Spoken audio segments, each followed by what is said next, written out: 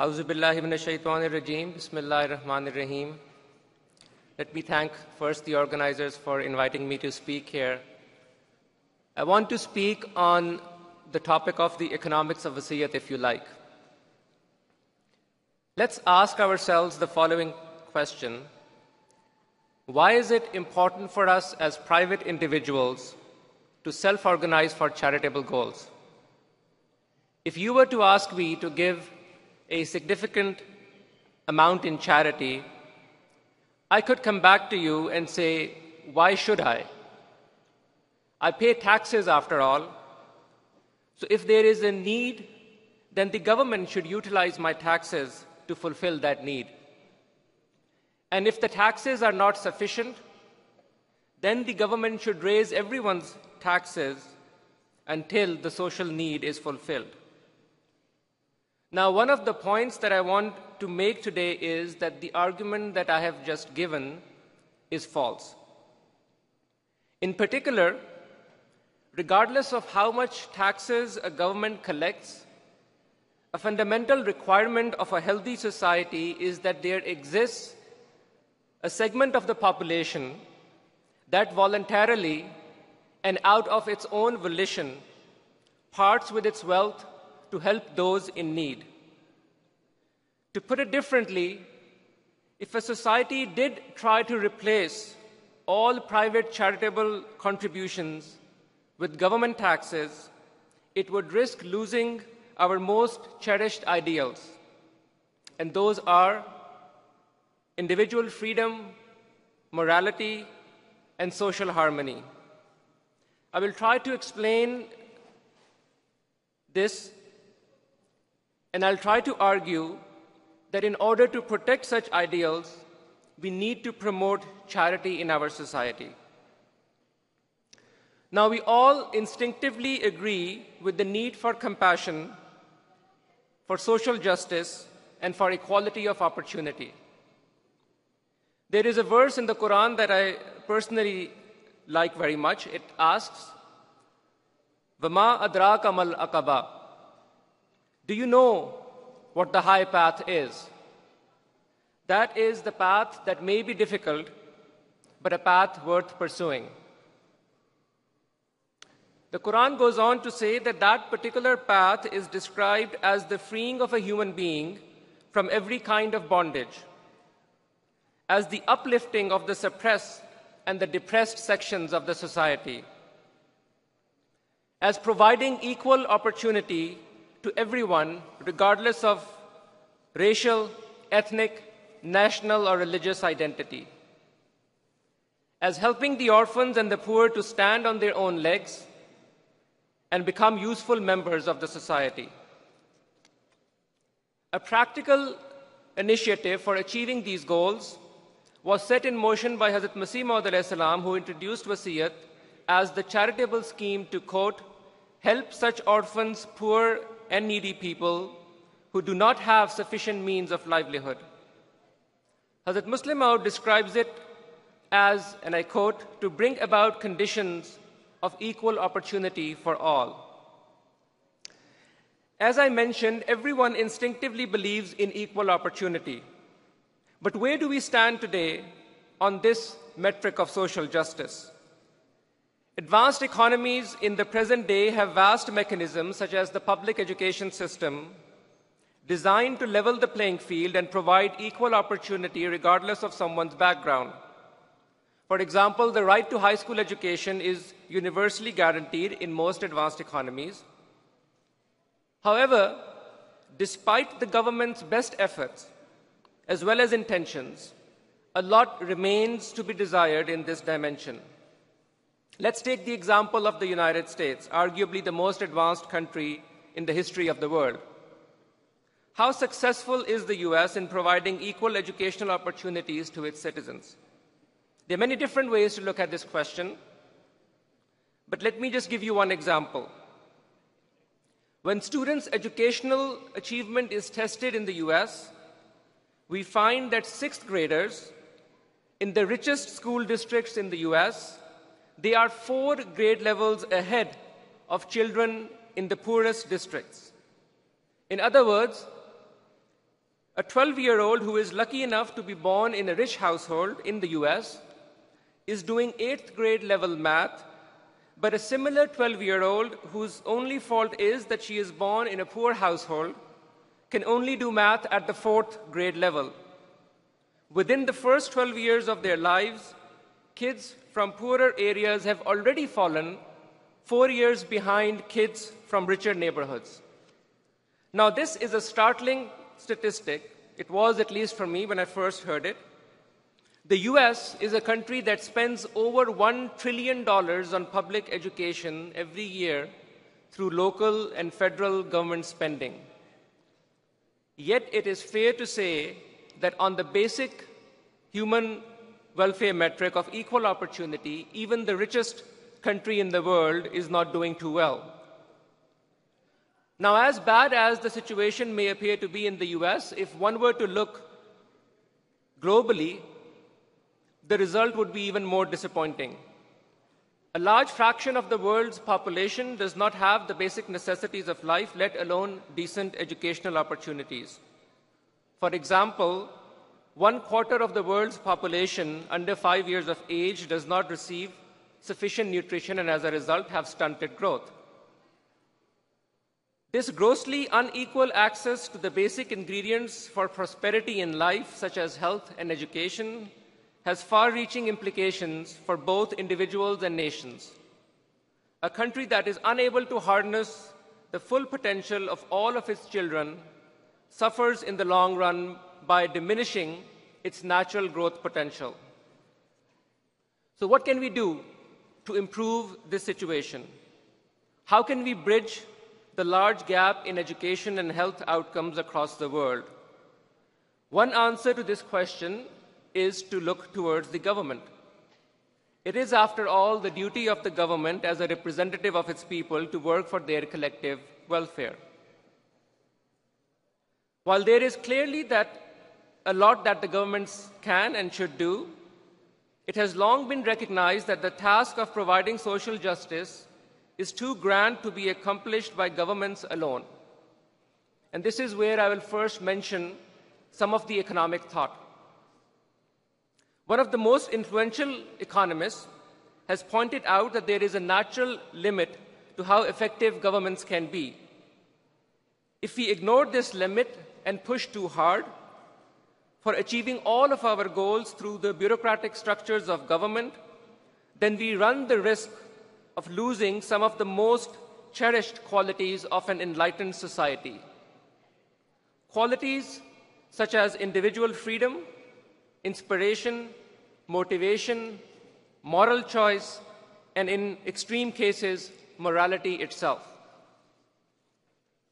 Friedrich Hayek is one of the most prominent economists of our times. He won the Nobel Prize in 1974. Among other things, he is famous for advocating the importance of free enterprise and for arguing limits on government reach. An important insight of Hayek was that for a society to be moral, it must first create an environment that promotes individual liberty and freedom. It is only when a society freely and of its own choice and without any compulsion chooses to work for the benefit of others can that society be called moral. As Hayek wrote in 1961, it is, on the one hand, an old discovery that morals and moral values will grow only in an environment of freedom, end quote. The flip side of this Hayekian view is that healthy and moral societies cannot rely on governments alone to fix all problems. A society that relies excessively on the government ultimately starts to lose its moral quality.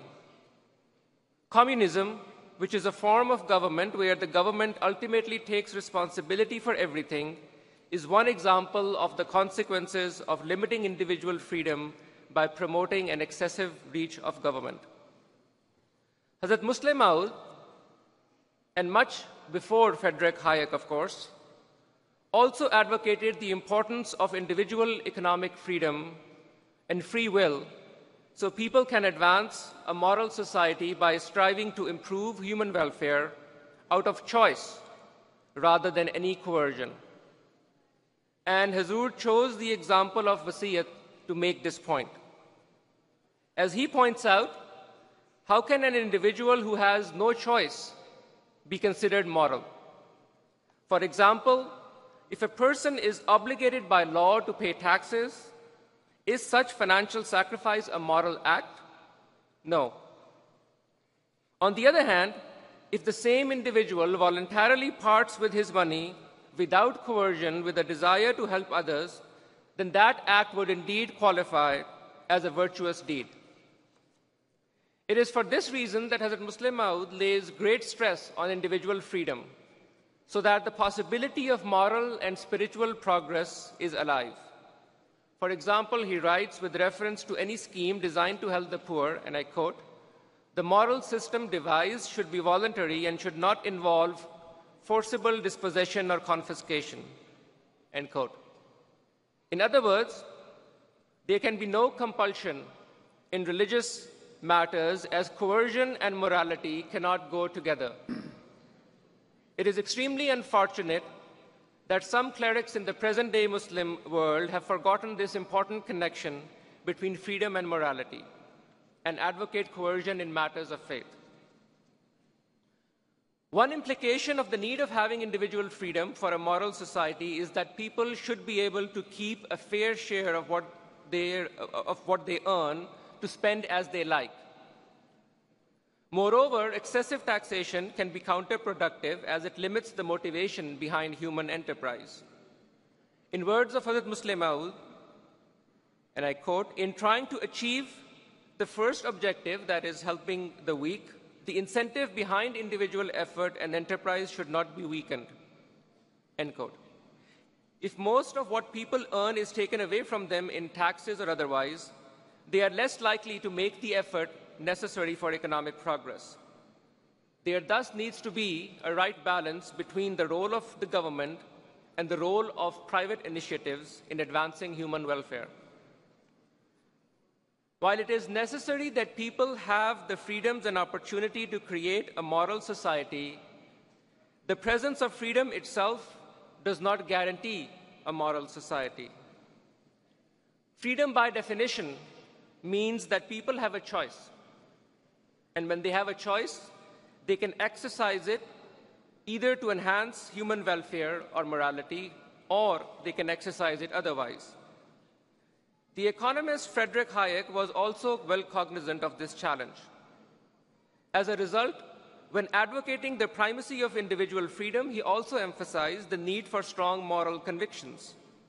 He wrote, and I quote, "All this provides strong argument why it is most important that a free society be based on strong moral convictions, and why, if we want to preserve freedom and morals, we should do all in our power to spread the appropriate moral convictions."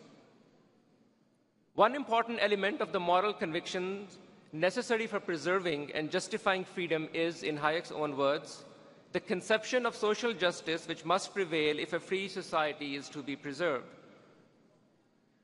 Thus, with individual freedom, which is a necessary precursor to having a moral society, comes responsibility and the need for a moral compass. It's this sense of social justice that needs to be promoted in a society through various means, and faith-based communities can play a critical role in this regard. When people driven by a desire, a moral desire, for social justice voluntarily sacrifice their money and effort to help others, such acts of kindness promote trust and a feeling of goodwill, as humans instinctively relate to others' acts of kindness. Charitable acts born out of free will and a desire to help others creates social cohesion and promotes what social scientists sometimes refer to as social capital. These are essential ingredients for a successful society. There's a famous psychological experiment that is worth mentioning here. It's called the ultimatum game. This is what happens in this game. Scientists run this experiment where a person, let's just call this person Adam, he's given $10 and then asked to propose how to divide those $10 with another person, let's call her Eve. Adam can propose whatever division he likes. The only condition is that once he proposes a division, if Eve rejects the proposed division, then neither of them gets anything, and the $10 are lost. Now, let's think about this. What division should Adam offer Eve? And should Eve accept that offer? Now, since Eve is starting out with nothing in her pocket, pure logic would dictate that Adam should just offer Eve a small share, perhaps $1 out of the 10. And Eve should accept it because $1 is better than having nothing in her pocket. If she were to reject the offer of $1, then they both get nothing. And importantly, Eve would end up losing even the dollar that was being offered to her.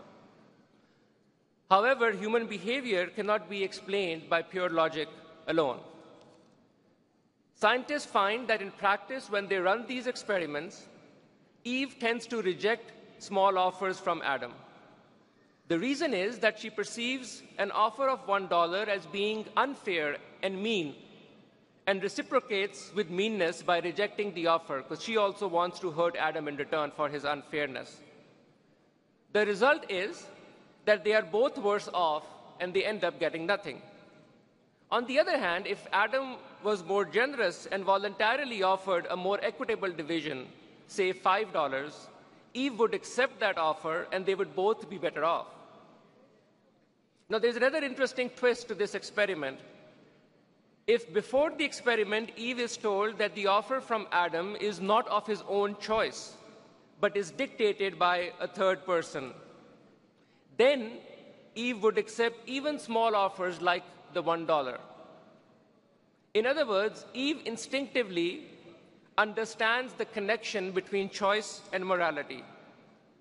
What really matters in this game or experiment is whether Adam has a choice and how he exercises that choice. When Adam exercises his choice generously, he is reciprocated with generosity. When he exercises his choice with meanness, he is reciprocated with meanness as well. Our society needs strong bonds of trust across people of different backgrounds, religions, ethnicity, and class in order to function properly. Voluntary acts of kindness promote such social cohesion, and Wasiyat is a scheme that systematically tries to do so. Hazrat Musleh Maud emphasizes this point when he says, Wasiyat should secure peace and goodwill between nations and classes, promote universal brotherhood, such that an Indian voluntarily contributes for the benefit of the whole of mankind, and the same applies to an Egyptian or a Syrian, end quote. Thus, when it comes to alleviating human suffering and expanding welfare, we cannot escape the role of individual responsibility. As I tried to explain in my discussion, one of the fundamental requirements of having a moral society is that individual freedom be protected. It is only when people are driven by a deep sense of moral social justice and act on those moral convictions out of their own free will can the society truly begin to be transformed. Hazrat Khalifatul Masih has reminded us regarding Wasiyat that, I quote, I hope that young men and ladies will take part in it with full zeal, end quote.